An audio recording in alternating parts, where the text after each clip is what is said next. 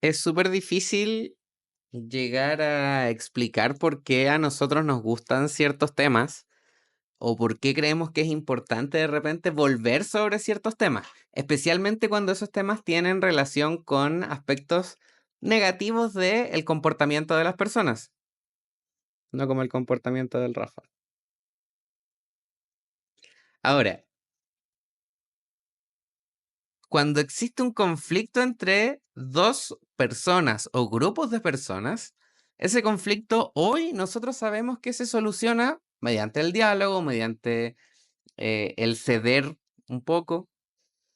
Sin embargo, tanto en términos psicológicos como en términos, no sé, geopolíticos, la manera en que nos relacionamos con otro sí está enmarcada en cierto contexto. Entonces, para nosotros hoy, en términos de desarrollo geopolítico, los estados deberían quedarse del tamaño que son. O sea, Chile debería ser Chile como es y no tendría por qué, salvo que pase algo, haber alguna modificación especialmente importante de el territorio de nuestro país. Eso viene, a mi juicio, desde... No, en realidad no es a mi juicio. Esto lo dice Henry Kissinger. em, Entender el mundo de esa manera, en donde los estados para sobrevivir tienen que mantenerse y tienen que de cierta forma frenar las ansias de conquista y las ansias de expansión, eso es el mundo que da la paz de Westfalia. Ahora, antes de eso, era absolutamente válido que el Estado quisiese crecer. Sería absolutamente válido que un reino quisiera atacar por algún motivo al reino del lado, hay que quitarle territorio, tenemos alguna disputa feudal, no sé, pero las cosas pasan. Ahora, ¿por qué motivo es que nosotros tendemos a vivir en conflicto? La verdad es que para eso yo no tengo respuesta. Lo que sí sabemos es que estamos constantemente enfrentados a conflictos individuales, como personas, y también como Estado. Ahora, afortunadamente vivimos en una época en donde los conflictos entre estados, salvo excepciones, obviamente no hablemos de Ucrania, no hablemos de las guerras que se producen en África, pero en general la humanidad está relativamente en paz porque sabemos cómo mantener cierto statu quo. Ahora, para los griegos era distinto. Si algo había que le gustara a los griegos era discutir. No voy a decir que les gustaba la guerra, pero ¿con quién peleaban los griegos? Con todos. Y vamos a contar ahora la historia de cómo el mundo de los griegos se enfrentó a el mundo de los persas, en un conflicto que se llama, y que no se llama así realmente, que conocemos hoy en día como las guerras médicas. ¿Por qué serán guerras médicas? ¿Porque se enfrentaron los neurocirujanos contra los osteópatas? No, es porque lo vamos a ver un poco en detalle más adelante, pero los persas eran la rama menor, la rama cadete, digámoslo así, de un imperio más grande que era el imperio medo. Y los aqueménidas, que son los persas específicamente con los que se enfrentan los griegos durante este conflicto, ellos derrotaron a los medos. Ahora, los griegos veían que eran tan similares los medos y los persas que simplemente decían medos o persas de forma indistinta, significando exactamente lo mismo. Ahora, cuando hablaban del conflicto específico con los medos, decían medicos, o sea, el asunto medo. Por eso tenemos las guerras médicas. Sin embargo, hoy no vamos a hablar directamente sobre el conflicto, sino que vamos a intentar entender de qué manera algunos actores representativos y significativos del proceso empiezan a posicionarse, cómo llegan a ser lo que son, y vamos a dejar las piezas puestas para el conflicto que vamos a ver en el próximo video. Bienvenidos a los datos del profe Cristóbal.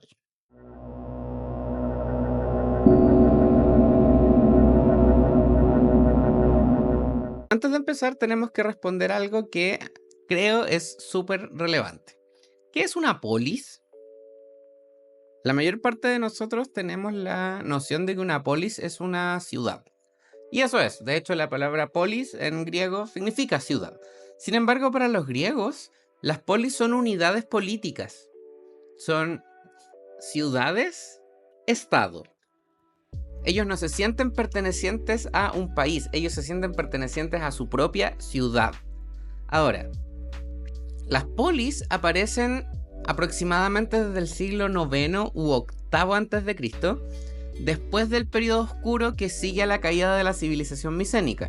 La mayor parte de las polis clásicas tienen su origen en antiguas ciudades micénicas que de a poco empiezan a crecer durante el periodo oscuro y eventualmente empiezan ya a florecer en el periodo arcaico. Ahora, este renacer de las comunidades griegas está marcado por la formación de estas pequeñas ciudades independientes, cada una con su propio gobierno, con sus propias leyes, con sus propias costumbres. Las polis no son solo lugares, son comunidades unidas por un fuerte sentido de pertenencia y una identidad compartida, lo que las convertía en el corazón de la vida social, política y religiosa de los griegos.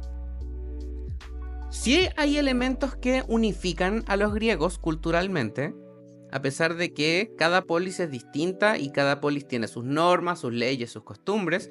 Sí hay cosas que unifican a todas estas ciudades, y son fundamentalmente dos. Una es el idioma. Todos los griegos hablan griego, aunque no todos utilizan el mismo dialecto del griego. Estar en Atenas era escuchar un griego bastante diferente al que, por ejemplo, se escuchaba en Macedonia, que está más al norte, o incluso en la misma Esparta, que está un poco más hacia el sur. Ahora, a pesar de que son muy distintas, en la mayor parte de las polis griegas nosotros podemos encontrar algunos elementos comunes, algunos elementos básicos de la ciudad. Primero, la Acrópolis, que es fundamentalmente una colina, un sitio elevado que sirve como centro religioso y refugio en tiempos de peligro. No todas las polis tenían acrópolis, pero la mayor parte de ellas sí tenían por lo menos el espacio definido. La palabra acrópolis de hecho significa ciudad alta. Acros en griego es alto. En la Acrópolis se construyen los templos dedicados a los dioses de la ciudad. El segundo espacio común es el ágora, la plaza pública donde se reúnen los ciudadanos a comerciar, a debatir, a tomar decisiones. Es fundamentalmente el espacio donde se convive en público, es donde se hace la vida pública.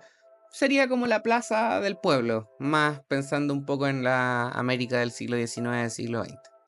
Ahora, el ágora estaba insertada en el asti, el territorio principal de la ciudad, que es donde están diferentes espacios de vida pública y donde además estaban las casas de los habitantes. Por último, está un espacio que se llama la jora, que incluye al asti, pero también es el entorno rural que rodea a la ciudad. Estas características comunes hacen que cada polis, dentro de sus individualidades, tuviesen una especie de estructura básica de funcionamiento similar, no exactamente igual, pero similar. Aunque sus sistemas políticos y culturales variaban enormemente. Veamos primero qué pasa con Atenas. Esta está ubicada más o menos en el centro de un área que tanto los griegos antiguos como los actuales llaman Ática. Durante la Edad de Bronce, Atenas era una aldea ubicada donde luego se ubicaría la Acrópolis.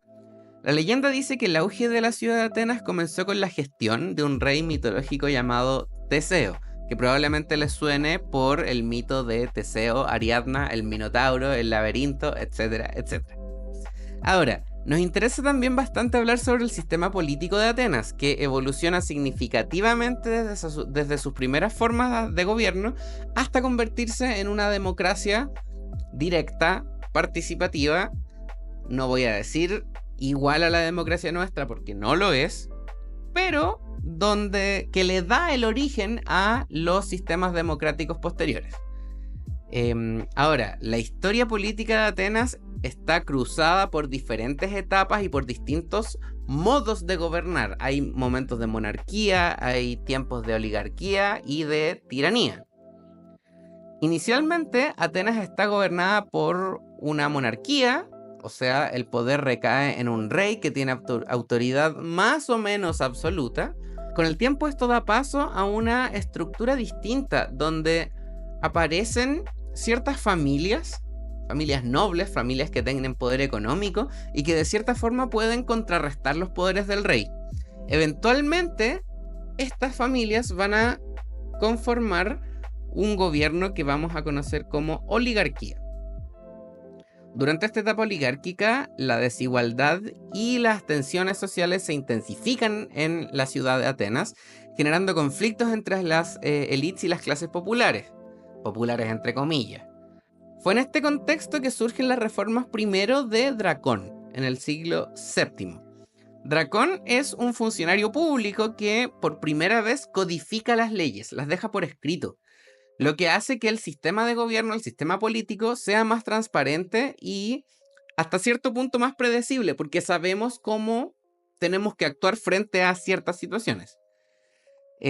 Sin embargo, el sistema draconiano es extremadamente severo. Se castiga con la muerte incluso ciertos delitos menores.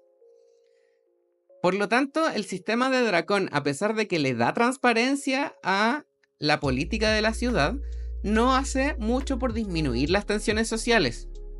Y esto se mantiene durante bastante tiempo. En el 594 a.C., aparece como funcionario Solón. Solón es un arconte que vendría a ser un cargo político-administrativo.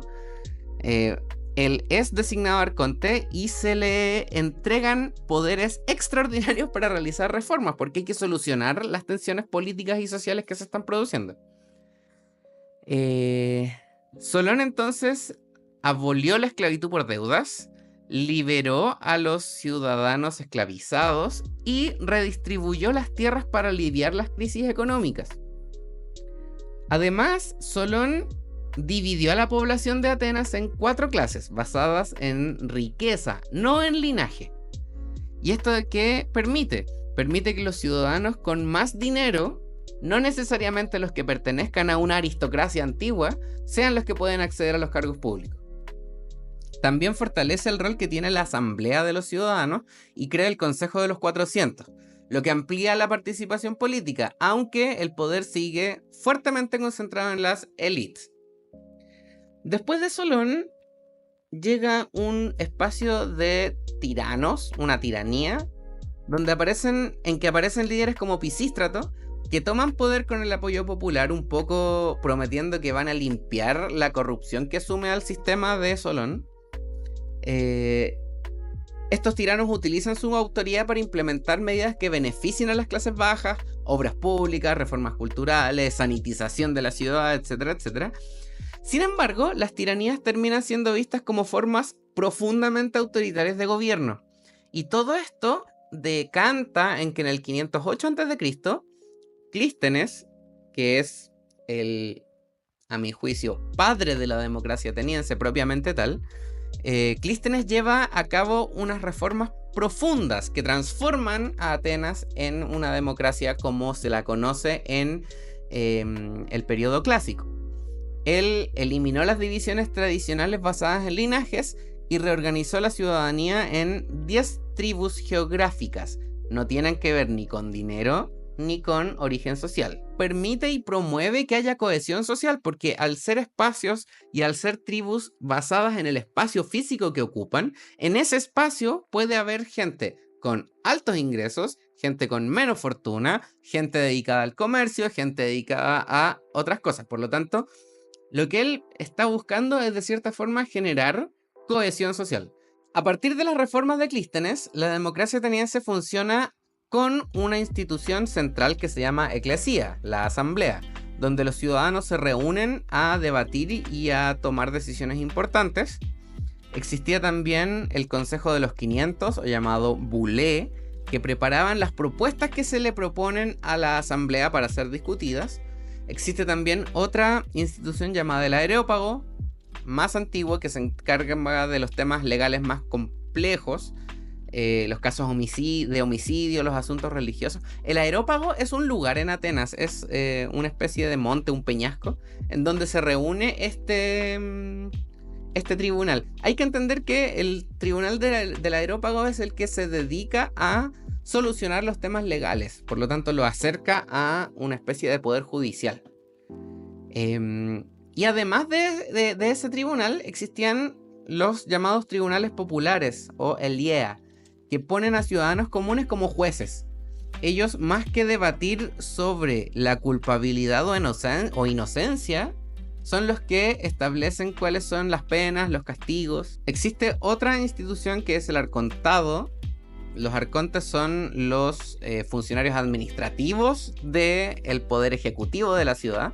Y están también los estrategos, que vendrían a ser los generales.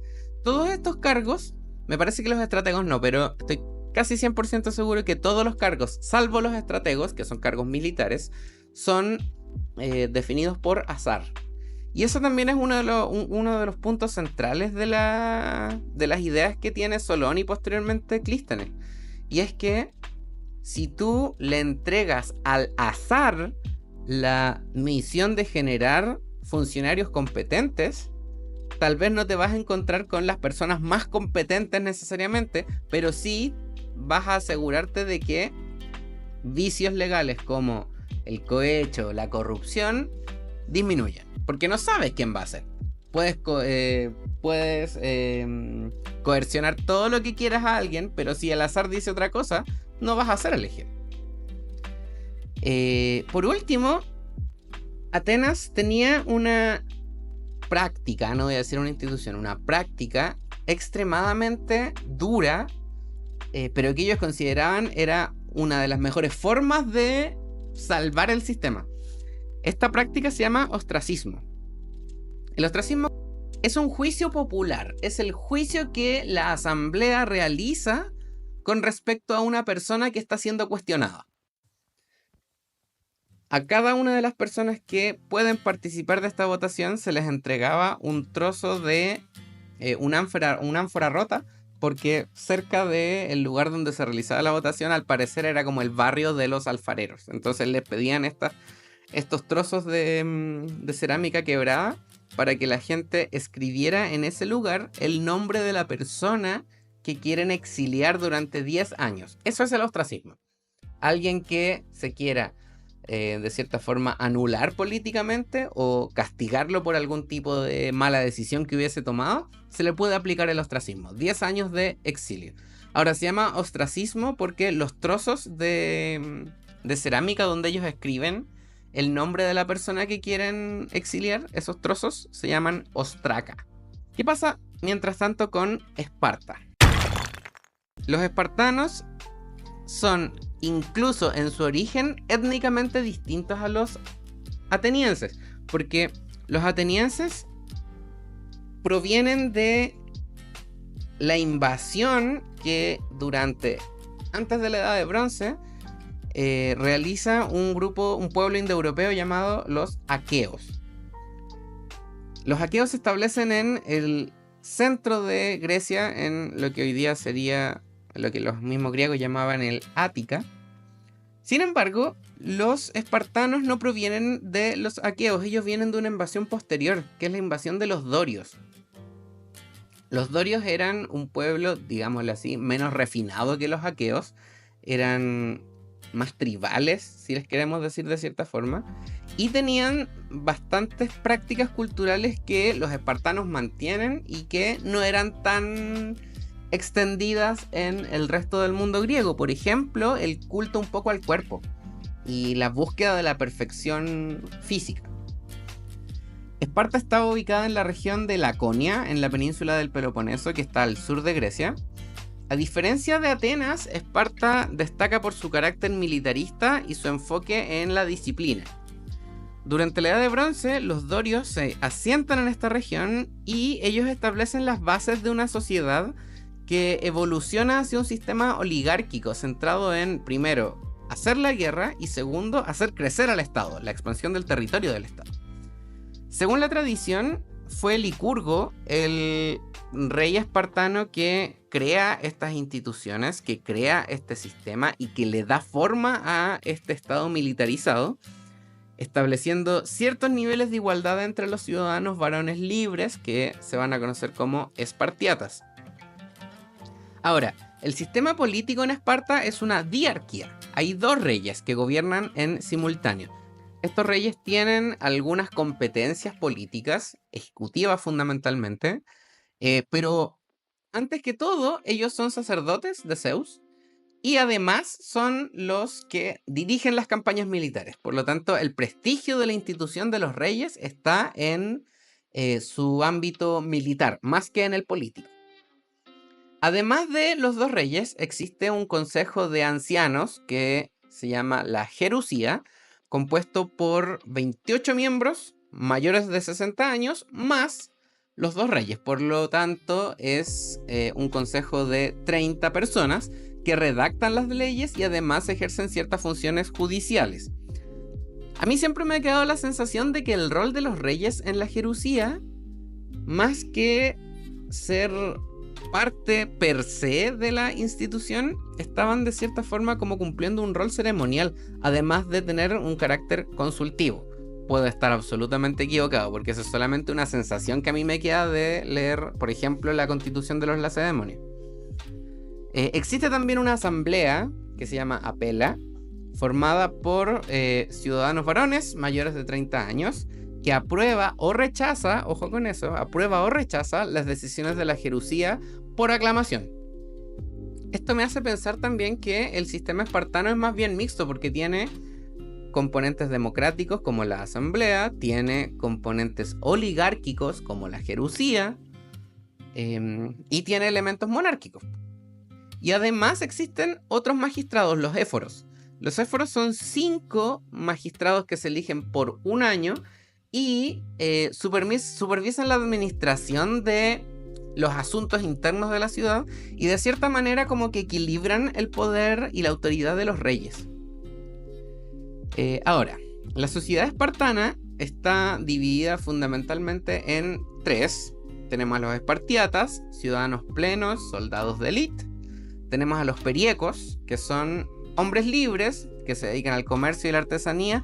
Ellos no se consideran espartiatas propiamente tal porque no provienen necesariamente de los dorios que se instalaron originalmente en el sector. Son ciudadanos, pensémoslo así, son ciudadanos pero sin derecho a voto.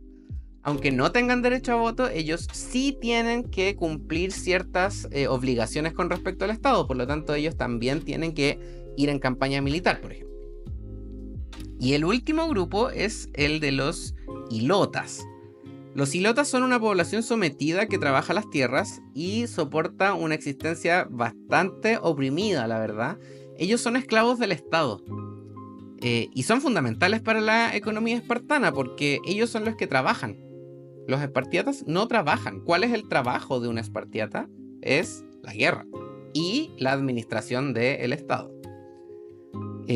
Ahora, a pesar de que están esclavizados por el Estado espartano, son aproximadamente el triple de numerosos que los periecos y los espartiatas, por lo que hay siempre un miedo constante de rebelión por parte de los ciudadanos. Y esto hace que exista una vigilancia permanente y un aplicar terror constante contra los ilotas. Era legal que un espartiata matara a un ilota bajo ciertas circunstancias.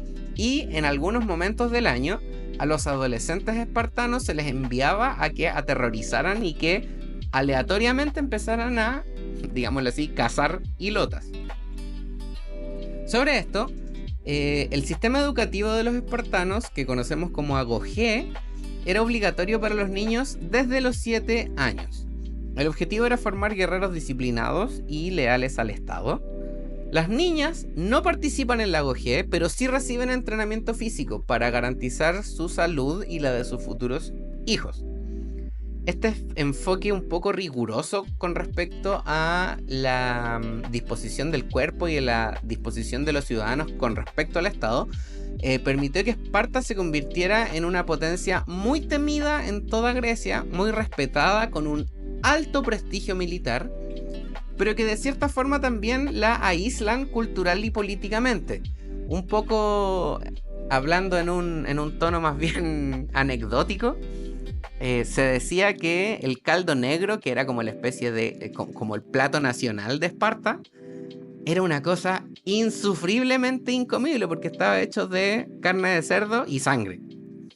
Entonces los espartanos decían, esta es la mejor comida del mundo y produce este tipo de hombres. Los demás tipos en Grecia decían, sí, hombre, sigue comiéndote esa cochina que te seguís comiendo y que nadie puede comer. Entonces, sí, hay un aislamiento cultural, un aislamiento político, pero también un respeto y una admiración por parte de las demás ciudades griegas. Ahora tenemos que hablar sobre el Imperio Aqueménida. El Imperio Aqueménida es la expresión que toman los persas luego de la aparición de un gobernador llamado Ciro el Grande.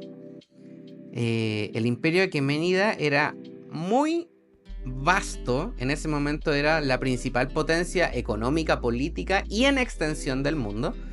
El imperio de los Aqueménidas se extendía desde el Mediterráneo hasta el río Indo, en lo que hoy es Pakistán, y abarcaba una diversidad de culturas, de idiomas y de religiones extremadamente amplia.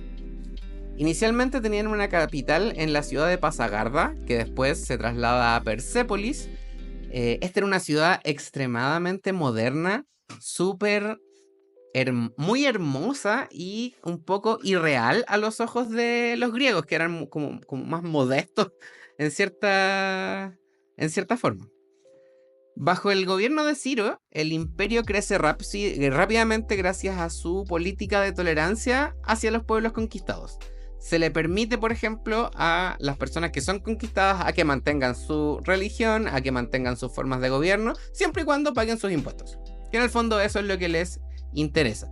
Ahora, ese pago de impuestos, sí, tiene que ver con pagar un pago en dinero, en metálico que se hace, pero también tiene que ver con que cuando el emperador de los Aqueménidas, de los persas, inicia una campaña militar, los pueblos vasallos tienen que entregar soldados.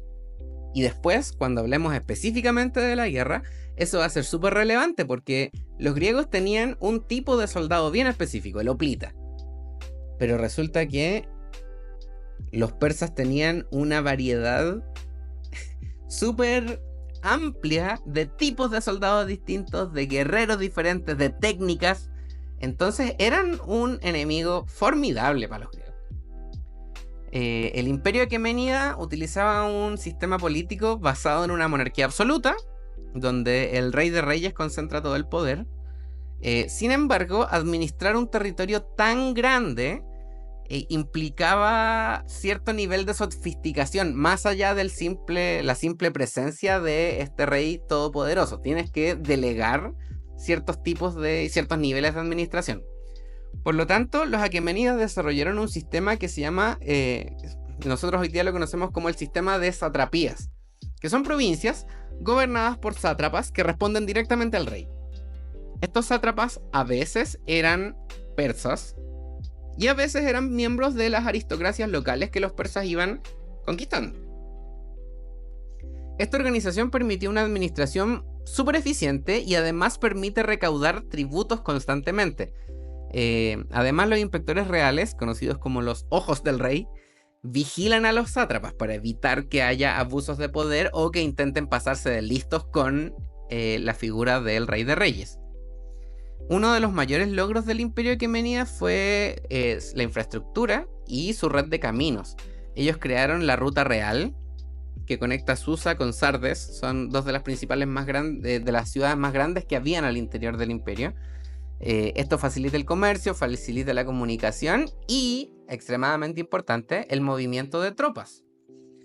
Esta red también se complementa con un sistema de correos muy eficiente.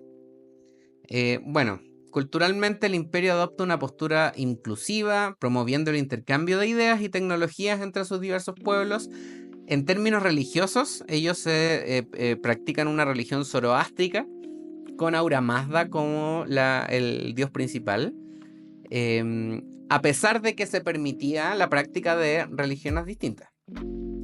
Ahora, durante el reinado de el rey de reyes Darío I, se introdujeron reformas económicas como la estandarización de ciertas monedas de oro y plata, lo que también fomenta el comercio internacional, porque eso te permite de cierta forma establecer equivalencias entre monedas que podían no ser equivalentes. También inició la construcción de grandes proyectos monumentales como la propia ciudad de Persépolis y el canal de Darío, que conectaba el río Nilo con el Mar Rojo. Estamos hablando del siglo VI, siglo V a.C. y es fundamentalmente la misma función que cumple hoy el canal de Suez.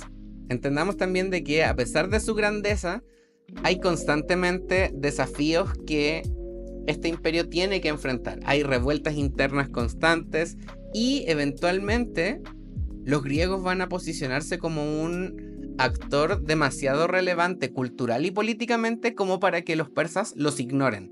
Y esto va a llevar a que eventualmente ellos colisionen. Y cuando se produce ese choque, cuando se produce la colisión, es que se desatan estas guerras médicas. Finalmente, el imperio aqueménida alcanza su apogeo bajo el reinado de Jerjes I, pero comienza a declinar poco a poco, debido a conflictos internos, la presión de enemigos externos, y finalmente, en el 330 a.C., llega Alejandro Magno, y su conquista del imperio aqueménida marca el fin de esta gran y muy influyente civilización.